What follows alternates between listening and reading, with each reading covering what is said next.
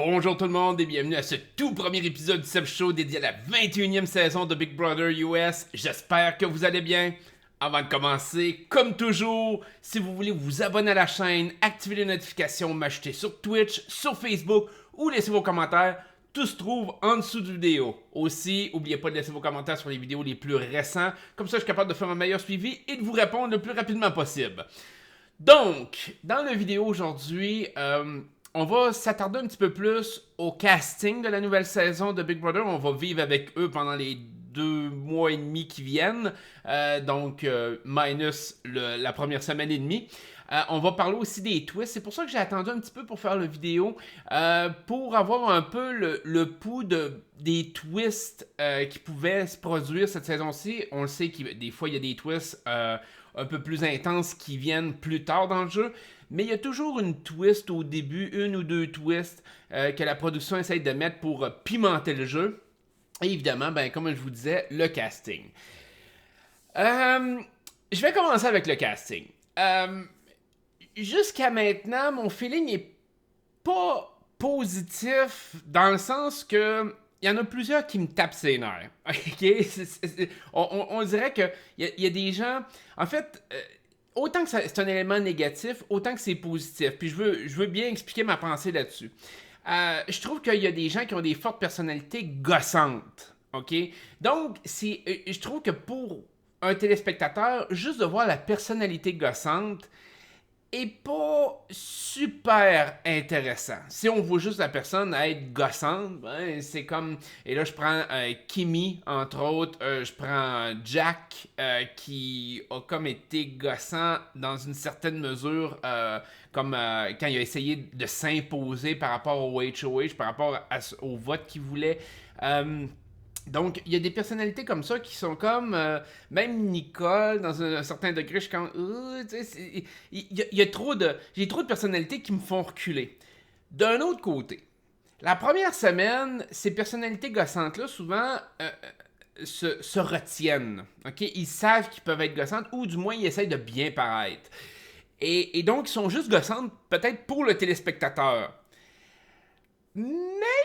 ultimement, des personnalités gossantes de même, qui ont des gros égos, parce qu'il y en a plusieurs là-dedans qui ont des très gros égos, ça tend généralement à beaucoup d'actions. Parce que c'est des gens qui vont vouloir imposer leurs idées, c'est des gens qui vont péter des crises, c'est des gens qui vont créer le show. Fait que je dirais que la première, deuxième semaine, on verra peut-être pas l'éclosion de ces grosses personnalités-là, ou très peu, mais que plus on va avancer, plus ça va devenir explosif. Et là, ça dépend toujours de quelle tournure que ça prend. Et quand je vais vous mettre mon vidéo sur la deuxième saison de Celebrity Big Brother, c'est un peu ça. C'est que, en mon sens, quand les joueurs nocifs ou gossants explosent, ça peut devenir soit ultra intéressant, soit extrêmement désagréable. Et dans le cas de Celebrity Big Brother, la deuxième saison, c'est devenu ultra désagréable. Et surtout que les personnes gossantes ont survécu jusqu'à la fin. Mais ça, je vous l'analyserai un peu mieux dans mon vidéo. Même si c'est 5 mois en retard, je vais le faire.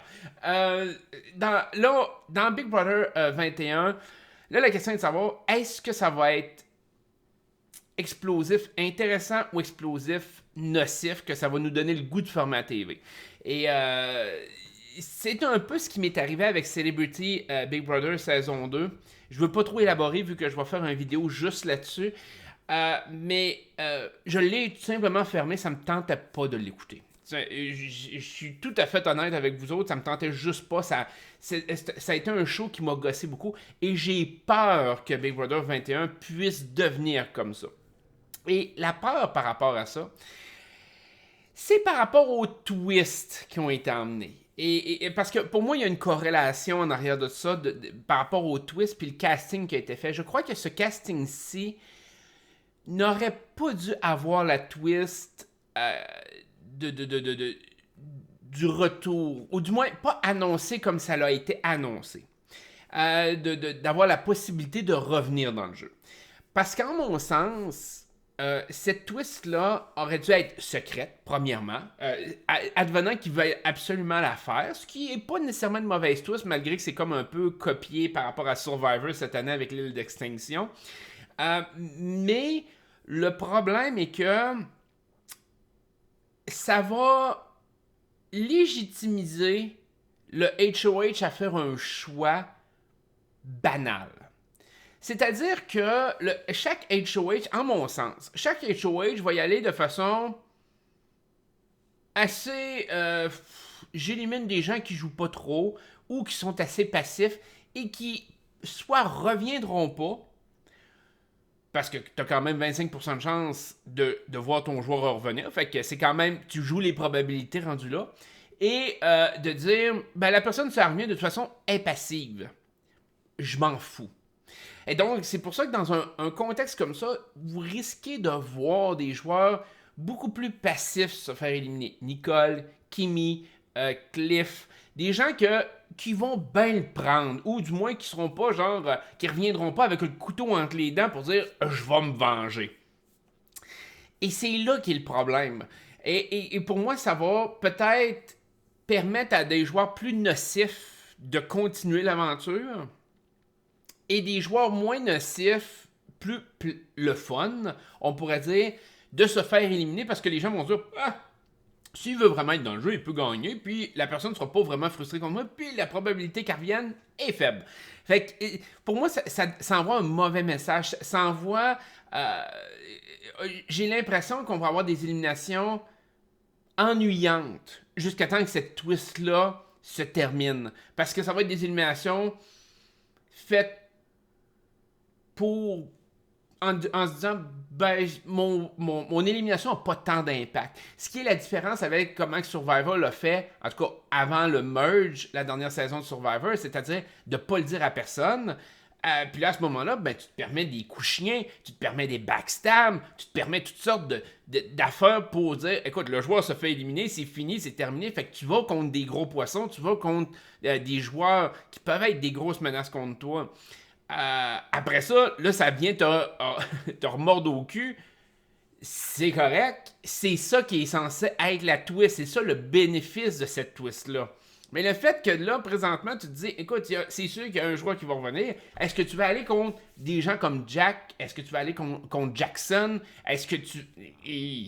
Moi, j'ai l'impression que non. Puis, tu veux pas que ces joueurs-là soient frustrés contre toi, soit en plus reste dans la maison pour te gosser, puis que ces joueurs-là aient, comment je pourrais dire ça, donc, aient la possibilité de revenir pour t'éliminer. Je trouve que ça a été mal amené par Big Brother. Je trouve que cette twist-là, avec ce casting-là, fonctionne pas. Je pense que peut-être l'année passée, cette twist-là aurait peut-être mieux marché. Mais encore là, en imposant la twist et que les joueurs le savent, ça aurait changé énormément la dynamique de l'année passée. On aurait peut-être pu voir quelqu'un comme Sam se faire éliminer direct en partant ou quelque chose comme ça. On faisait comme impassif, c'est pas grave. Steve, encore là, lui, le premier qui avait été éliminé, ouais, ok, c'est correct, il est passif, c'est pas grave. Et j'ai peur que ça tende là-dessus, et j'ai peur qu'on voit comme Jack y allait avec je pourrais dire des valeurs sûres pour lui. Peut-être mettre la nomination contre Kimi, mais il risque d'aller contre quelqu'un de, je pourrais dire, qui va mieux le prendre au final, qui sera pas frustré. Il va mettre un pion, je pourrais dire, contre Kimi. Il y a des grosses chances que ça soit comme ça qu'il l'amène. Fait qu'il risque de mettre justement Nicole, Cliff, Catherine, Jessica. Il risque d'emmener ça un peu de cette façon-là pour arriver puis qu'il va se dire la personne ne sera pas frustrée contre moi vraiment si elle vient qu'à se faire éliminer. Puis je vais être capable de coller, de recoller les morceaux. Là. Je vais être capable de recoller le pot cassé. Et c'est ça qui m'énerve. Fait que moi, j'ai l'impression qu'on va comme perdre 4 semaines. Parce que j'ai pas l'impression que les personnes qui vont être... les 4 éliminés vont vraiment faire la grosse action. Ça dépend toujours. Peut-être qu'on va être surpris. Il va peut-être avoir un move de la mort qui va être produit. Mais j'ai pas l'impression que les 4 personnes qui vont être éliminées vont être des personnes super agressives qui vont essayer de planter le jeu de quelqu'un d'autre pendant qu'ils sont dans la maison. C'est ça qui aurait pu être intéressant, avoir des joueurs vraiment d'impact, des joueurs super agressifs qui se fassent éliminer, qui reviennent dans le jeu, puis là, eux autres vont essayer de faire de la merde, essayer de nuire à la personne qui les a éliminés, raconter les histoires de comment ils se sont fait blindsider, les deals qui se sont faits, putain. Mais tu peux pas faire ça aussitôt comme ça. Moi, j'aurais préféré une affaire de dire une maison à côté ou une place secrète, peu importe, là, c'est pas important. T'attends que 4 joueurs, 5 joueurs, 6 joueurs se fassent éliminer. Et là, t'es ramènes dans la maison. Bon, là, ça aurait été peut-être pour une semaine. Parce que pas, là, on aurait été quand même loin dans le jeu à 6 semaines. Mais au moins, on n'aurait pas encore atteint, je pourrais dire, la moitié du jeu. Ou du moins, on aurait été proche de la moitié du jeu, mais on n'aurait pas été totalement à la moitié du jeu. Tu lui laisses une semaine en dedans, ils peuvent jaser, ils peuvent créer de la merde, ils peuvent essayer de se refaire des alliances, ils peuvent essayer de faire toutes sortes d'affaires. Et là, il y a une des 6 personnes qui revient. Là, peut-être. Mais dans le contexte actuel, je trouve que ça va être... En tout cas, j'ai l'impression que ça va être une twist qui va se planter. Que les Head of Household vont y aller de façon sécuritaire, vont voter des gens qui feront pas trop de troubles, feront pas trop de vagues. Et ça risque d'être ça. Ils vont peut-être éliminer la personne qu'ils veulent voir éliminer. Ça, c'est une possibilité. Comme je pense à Jack, je pense qu'il va cibler Kimmy. Il n'est pas capable de la sentir. C'est correct. Je pense que ça, c'est légitime. Kimmy peut faire du trouble à cause de ça, mais je pense pas que quelqu'un va prendre le risque justement d'éliminer Jack ou Jackson. J'ai de la misère à le concevoir. À ce stade-ci, ils vont avoir trop peur que cette personne-là puisse battre les autres dans une compétition et revenir. Fait que je trouve que ça enlève un peu de la substance au casting qui pouvait être un casting justement explosif. Du moins pour 4 semaines. Je pense qu'après ce 4 semaines-là, là, on va peut-être voir des choses qui vont dégénérer. Peut-être que ces 4 semaines-là vont emmener la destruction plus tard. Je pense justement aux alliances que Kimmy a faites. Du moins, je pourrais pas dire les alliances, mais les amitiés qu'elle s'est créées dans le jeu. Fait que peut-être que ça va avoir un impact plus tard. Mais pour l'instant, ça n'aura pas tant que ça, à mon humble avis. L'autre twist qu'on a eu, c'est le... Attendez un peu. J'ai pris un paquet de notes, fait que je regarde mes notes en vous parlant. Les Wactivities. Ça, j'ai trouvé ça intéressant sur l'impact qu'il peut avoir par rapport au pouvoir à la fin. Je trouve ça plus intéressant que le BB App Store de l'année passée, entre autres. Par contre, puis ça c'est toujours une critique que je fais, autant l'année passée je trouvais que le BB App Store, ce qui était intéressant, c'est que tu pouvais choisir ton pouvoir, mais tu savais pas c'était quoi ton pouvoir. Ça m'avait gossé l'année passée parce que il me semble que tu gagnes un pouvoir si tu as une sélection de pouvoirs. Comme là, il aurait pu avoir 6 pouvoirs différents. Et là, la personne peut choisir le pouvoir qui, en son sens à elle, peut bénéficier à son jeu. Fait que tu as bien plus de chances que la personne l'utilise, ce pouvoir-là, que de donner un pouvoir random que peut-être la personne n'aura pas la possibilité de l'utiliser ou n'a pas d'intérêt à l'utiliser. Et je pense comme ici à Tyler l'année passée, que son pouvoir il a pas servi, puis il a juste vogué dessus. Puis oui, il a joué de façon un peu plus arrogante en sachant qu'il y avait ce pouvoir-là, mais ultimement, le pouvoir n'a pas eu d'impact sur le jeu. Et ça m'énerve un peu.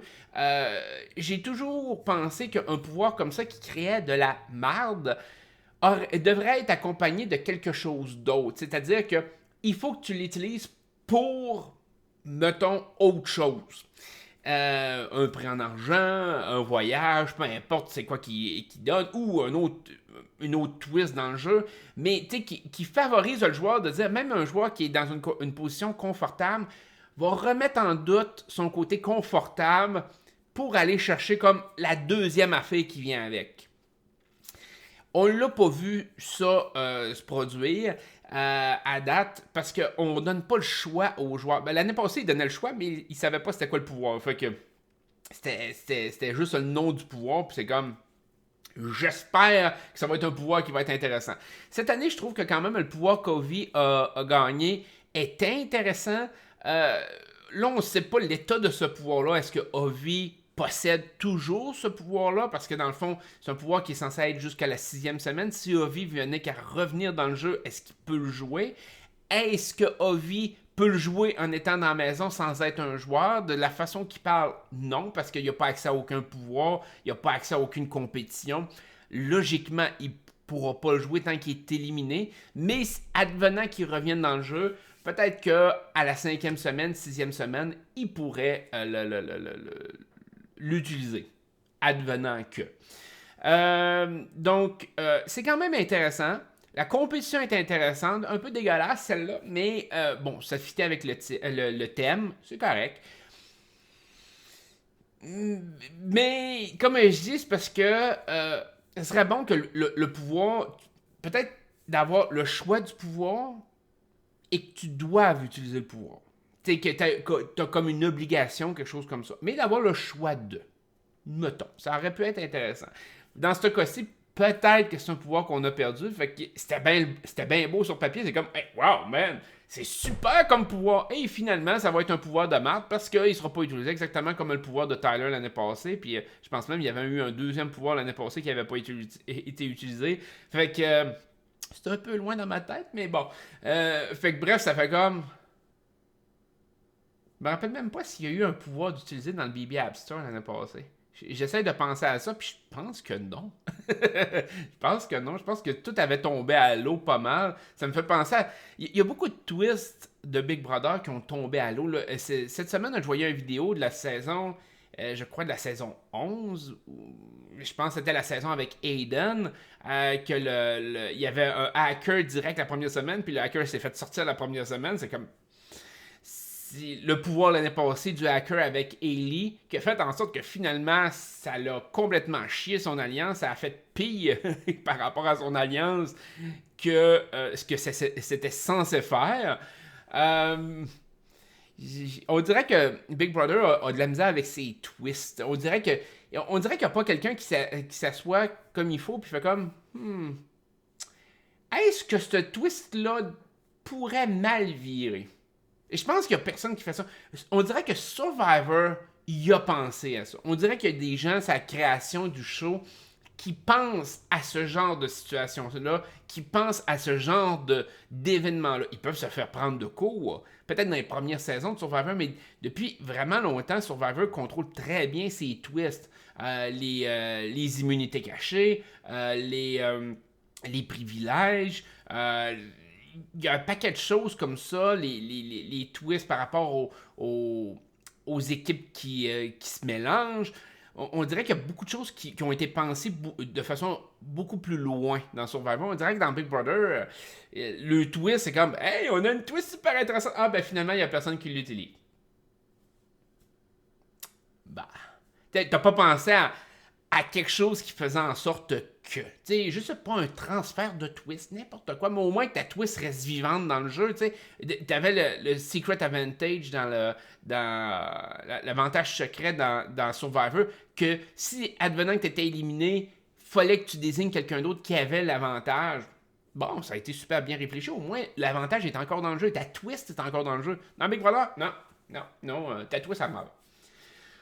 C'est super. Fait qu'en tout cas, on va voir avec la twist de Ovi par rapport à ça. L'activité intéressante, la twist intéressante, je trouve que c'est une twist qui mériterait un peu plus d'être peaufinée, mais intéressante de ce côté-là. En tout cas, mieux que la twist du joueur qui revient. Bon. Par rapport au reste, il y a eu plusieurs moments que j'étais comme... Bon, il y a eu Jackson et Catherine, le genre de showman, c'est comme, ah, man. T'as eu Bella et Kimmy, les amitiés, que là, t'es comme, ah, man. Oh, on adore ça, on pitch sur les autres, c'est super. Bella et Nick, oh. On a revu Casey, la gagnante de l'année passée, j'étais comme, ah. J'espère que ce sera pas ça toute la saison, de genre de moment que t'es comme... Ah, c'est donc ben mauvais. Ah, c'est mauvais. Puis, j'espère qu'on n'en verra pas trop de ça. Mais on dirait qu'il y a toujours quand même ce petit aspect-là à chaque saison de Big Brother qui ramène. Que t'es comme...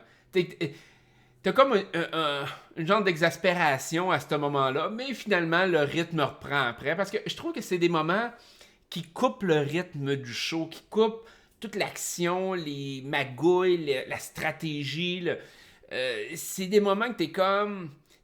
J'aime mieux des moments, à la limite, comme un peu la présence de Sam, il y a eu Tommy, un peu plus de comic relief, là, qu'on pourrait dire en anglais. Donc, quelque chose de plus comique, de plus zen, qui s'embrique bien avec le côté stratégie ou les alliances ou les pouvoirs qui ont été gagnés, les stratégies qui ont été mis de l'avant. Que des moments comme ça, que t'es comme. On dirait que ça sort de nulle part. Oui, d'un certain sens, ça explique un peu les stratégies. Je pense que Jackson Catherine, ça n'a rien expliqué par rapport à la stratégie parce que Jackson était prêt à la sacrifier advenant que. Mais ça a pu expliquer, mettons, voyons, Kimmy et Bella, entre autres, le lien ensemble, qui a fait en sorte que ça l'a remis en doute l'élimination de Kimmy. Ok, je comprends le principe. La présence de Casey, à un moment donné, je me dis tout le temps, man, pourquoi vous ramenez les anciens de chaque saison juste pour hyper celle-là? Je trouve ça lourd des fois. Je trouve ça juste pour comme une activité. C'est comme, ah ben oui, elle était bonne, elle, puis on la revoit, puis elle repart, puis that's it. Je sais pas, je préfère rendu là comme un Zingbot qui envoie chier tout le monde puis qu'on sait pas c'est qui est autour du costume puis c'est merveilleux comme ça. C'est une entité propre à Big Brother puis c'est correct. Et puis t'es un genre d'animateur comme ça. J'aimerais mieux même rendu là dans certaines compétitions que ce soit Julie Chen qu'il le fasse un peu comme Jeff Probst le fait ou Phil dans Amazing Race. Autant Survivor avec Jeff puis Phil dans Amazing Race, plus présent dans l'action. Julie Chen est toujours comme en repli par rapport aux joueurs. Je comprends que peut-être qu'ils veulent pas une présence extérieure face aux joueurs, mais ils font déjà rentrer Casey. Fait que c'est comme. C'est bon. Fait que rendu là, je préférerais Julie Chen puis y donner un peu plus de personnalité parce que Julie Chen est toujours comme en repli par rapport au jeu. J'ai toujours trouvé ça depuis le tout début de Big Brother, puis c'est encore une critique que je vais avoir aujourd'hui. Fait que, à part de tout ça, je pense que ça fait le tour un peu de mes premières impressions, de la première semaine. Je trouve que les joueurs ont pas nécessairement bien joué. Je trouve qu'il y a beaucoup de joueurs qui se sont enfargés la première semaine. Jack, Jessica. J'ai trouvé que Jackson a mieux joué que ce que je pensais qu'il allait jouer. On dirait qu'il réfléchit plus. Tu sais, d'ailleurs, lors de la présence d'Ovi qui est venu parler de son pouvoir, Jackson a eu la mentalité de dire ce pouvoir-là pourrait peut-être nous servir, ce pouvoir-là pourrait peut-être nous sauver le cul. Le gars, il est désespéré. T'sais, il pourrait peut-être l'utiliser sur nous autres, on risque d'être des cibles. T'sais, Jackson a eu comme ce thinking-là, alors que Jack, c'est comme, non, on élimine Ovi pareil. Non, Ovi va partir pareil. Fait que, on dirait que Jackson est un peu en avant. Par rapport à son alliance en tant que telle, je trouve que son alliance est très émotionnelle, plus... je pourrais dire moins logique dans certains de leurs choix. D'ailleurs que c'est une très grosse alliance, trop grosse alliance pour le jeu. L'année passée, l'alliance de Tyler, Angela, bref, c'était une alliance de 6 au début, puis on l'a vu que il a fallu qu'ils réduisent ça à 4 là, parce que puis je comprends que l'autre équipe a réussi, l'autre clan a réussi à éliminer 2 joueurs, mais il était trop gros. C'était trop gros. On le voit aussi avec la paranoïa qu'il y avait eu avec Rachel, les déboires de Winston. Sacrifier ces 2 joueurs-là a permis à l'alliance de Tyler de resserrer les liens de façon très forte jusqu'à très loin dans le jeu, jusqu'à l'élimination de Brett rendu là. Mais ça me faisait penser un peu à l'alliance justement de Aiden, Enzo. C'était... il y avait Matt. Il y avait Lars, je crois. C'était-tu Lars ou c'était... en tout cas, il y en avait un quatrième, celui qui a fini deuxième, c'est pas grave. On se souvient pas de lui. Puis il avait éliminé Matt parce que ils se sont rendus compte que Matt était peut-être un peu plus puissant. Mais c'était l'alliance qui a resté le plus longtemps ensemble. Une grosse alliance, on pourrait dire. Puis encore là, c'était une alliance de 4. À 8, c'est trop gros. il y a trop de monde qui veulent plein de choses différentes. On l'a vu un peu avec Bella qui voulait Kimmy et que Kimmy reste. On voyait Christy avec la confrontation avec Jack sur Kimmy. C'est une alliance qui est vraiment trop grosse. Ils sont trop étalés. Le problème qui risque d'arriver, c'est quand une alliance comme ça éclate, c'est pas beau. le côté stratégique va sortir très vite. Il y a des gens qui vont être frustrés là-dessus et probablement que les doigts vont pointer vers quelqu'un comme Jack, comme Jackson, qui sont un peu plus en contrôle, vont dire que c'est eux autres qui renaient le show, ils vont se faire cibler tout de suite à ce moment-là, alors que des gens comme Bella vont s'en sortir en disant, ben moi j'ai essayé d'être de tous les bords, j'avais cette alliance-là, mais finalement je viens de m'en sortir. Puis... Fait que, il faut attendre le moment que cette alliance-là écrase. Et ça risque d'arriver vite. En mon sens, ça peut arriver très vite. Sauf que là, la twist des 4 semaines de début va peut-être permettre à cette alliance-là de runner le show pendant 4 semaines. Jusqu'à temps que l'alliance éclate, que là, il y a des gens qui vont faire comme ouais, ben Jack est peut-être trop fort, Jackson est peut-être trop fort. Et que là, ça va créer vraiment des grosses tensions et là, des plus gros blindsides, on pourrait dire. Fait que je pense que ça fait le tour de ce que j'avais en tête.